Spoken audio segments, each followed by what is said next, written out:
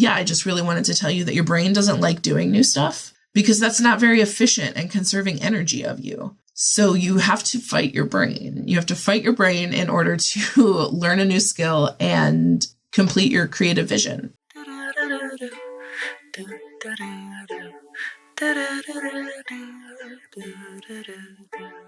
Hello, friends, and welcome back to another episode of the Neurodivergent Creative Podcast. Today, I would like to talk about being a beginner and the fact that we often talk about how being a beginner sucks. And I would like us to be kinder to our beginner selves. So that's what we're going to talk about today. And this is also something that I need to tell myself. Just this afternoon, I had planned to record 2 podcasts.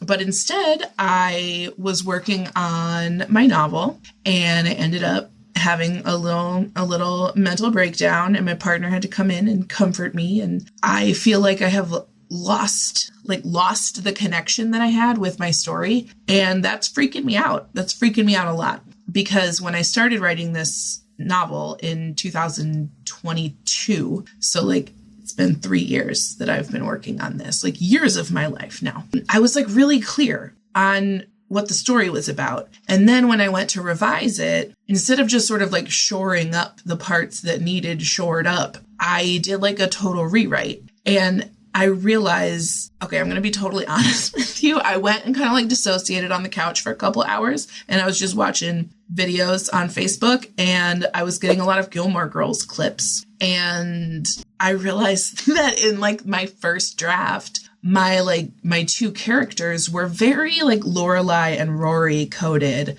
They were really, really close. And in every draft since then, I have tried to put a little bit more distance between them. And in this latest draft that I've been working on, they're currently estranged. They don't talk to each other. And I'm sitting here and I'm watching my Gilmore Girls reels, and I was that's the problem. The problem is that they're not close. I think for my story, these 2 characters are close. Really close, Lorelai and Rory, kind of too close, for it's like an aunt relationship rather than a mother-daughter thing. But still, this person has raised my main character since they were 5. And I the fact that they're really, really close and tight knit and each other's best friends was part of my first draft that has been lost. And, I don't want to say go dissociate on the couch for 2 hours and watch reels, but I now cannot say that you shouldn't do that. Because that helped me figure out this problem. So I was really getting down on myself too. Not only to the point that I'm feeling disconnected from my story. I was very harsh with myself about that.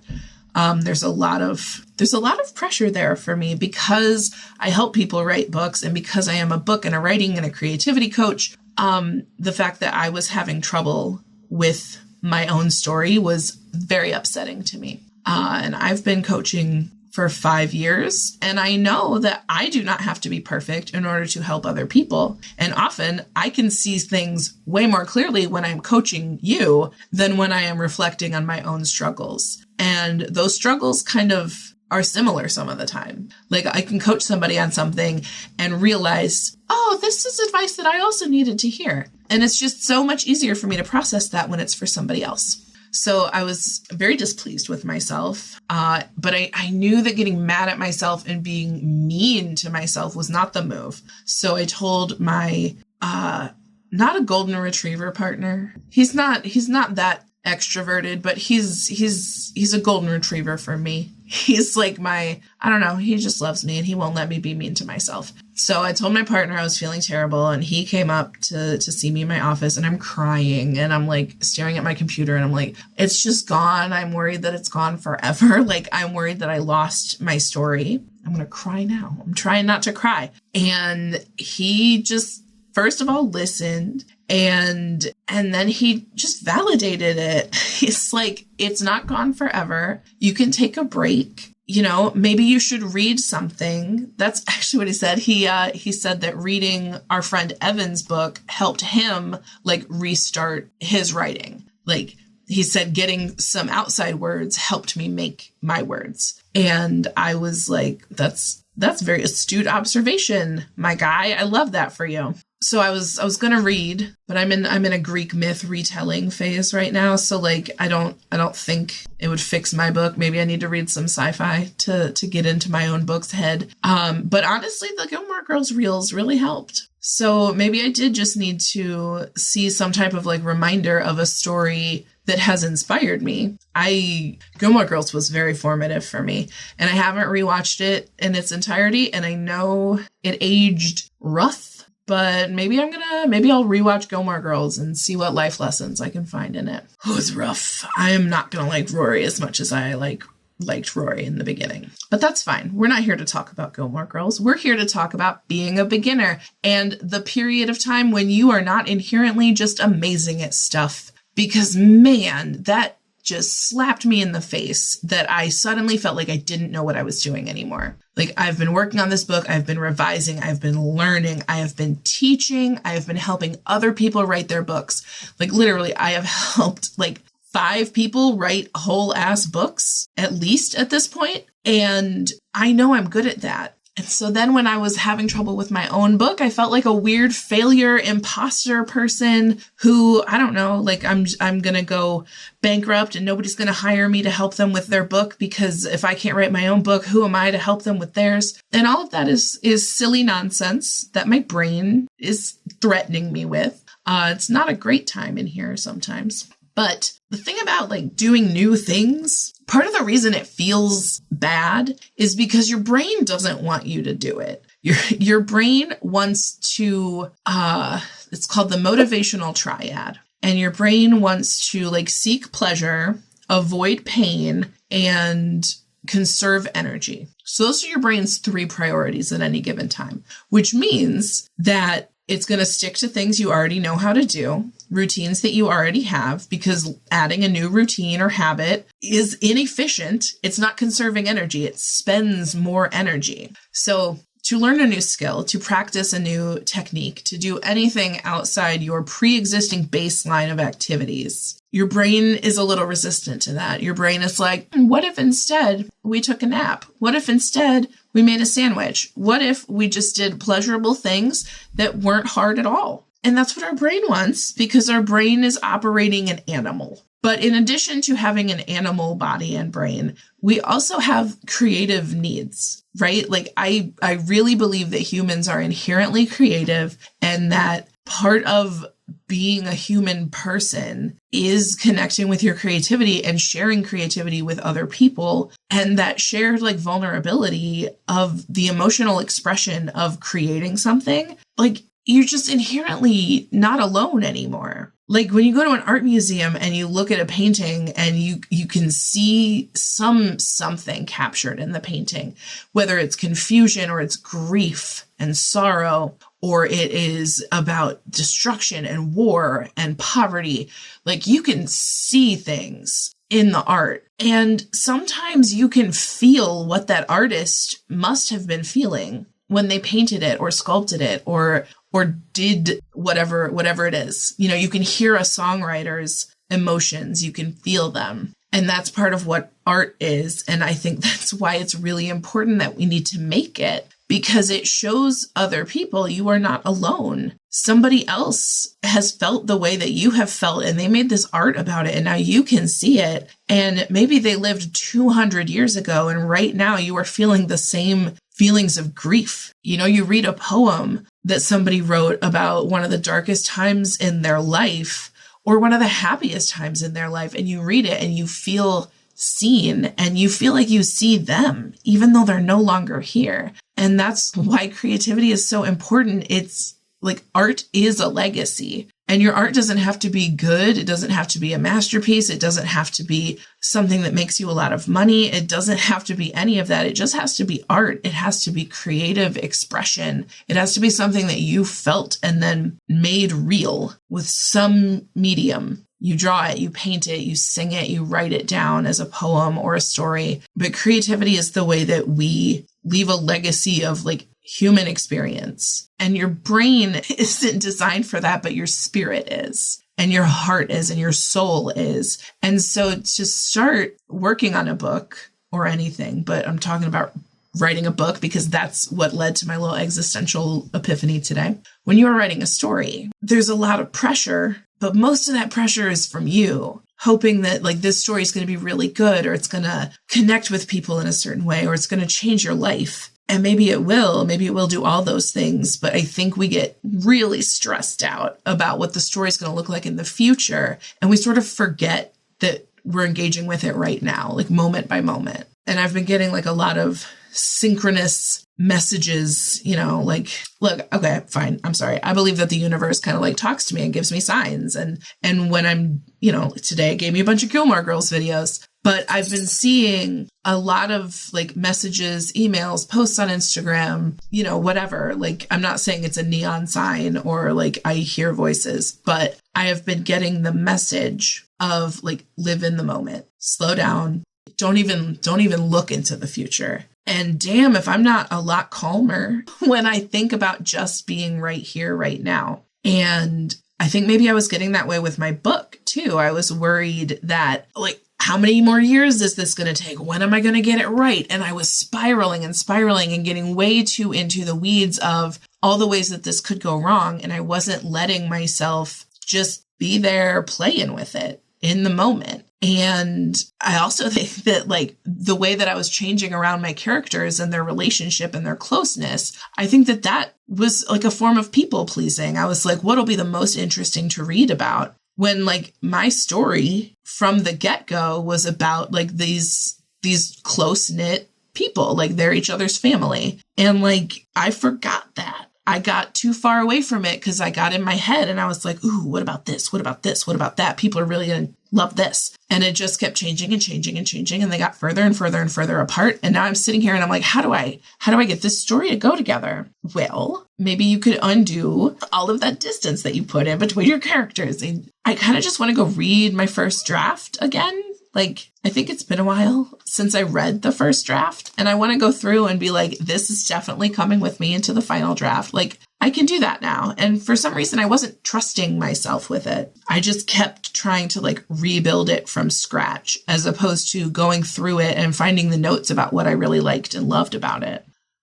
So this is a long, rambling update about my book writing process, but also, yeah, I just really wanted to tell you that your brain doesn't like doing new stuff because that's not very efficient and conserving energy of you. So you have to fight your brain. You have to fight your brain in order to learn a new skill and complete your creative vision.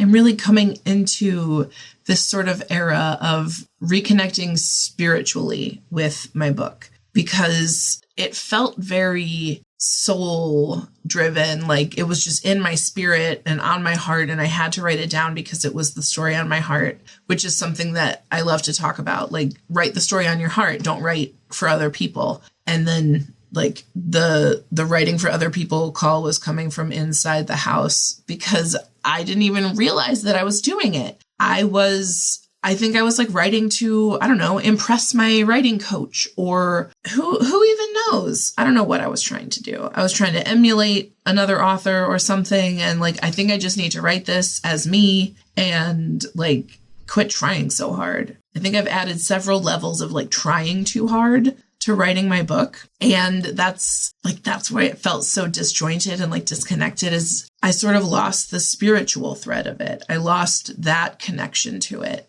And something that I have been working on doing this year, which we're halfway through 2025 almost. Ow, it hurts. But I want to get back into my spiritual practice. I used to journal at the full moon and the new moon. And like, even just thinking about like what I wanted to let go of and what I wanted to manifest in my life, just that twice a month ritual of that kept me in touch with what I was trying to create in my life, because I wrote it down every month and I checked in with it every month. So at every new moon, I would talk about, what I'm still working on. And I would write down in my journal and acknowledge like, I've grown in these ways, or this happened and that happened, but I'm still, pushing for XYZ other thing, or like I got this and now I want to integrate it. And when I got really depressed on Cymbalta last year, maybe even a little bit before that. But I just got sort of like burned out on the Moon Journal and I stopped doing it. And now it's been like a year and a half or 2 years since I have done this very simple, very doable spiritual practice that I used to do no problem. And now for some reason it's very elusive. So I once again have to fight my brain because my brain doesn't want to do things that are inefficient and require extra effort. But like, come on, brain. Like I have things I want to do. Like, stop it. Oh, maybe I'm still okay. No, that's depression. That's clinical depression is when you have things that you want to be doing, but your whole body is just sort of like, what if we didn't do that though? Oh, okay. Right. So I already talked to my psychiatrist about this and we are upping my dosage of Wellbutrin. So I'm going to check back on this topic. I forgot about that.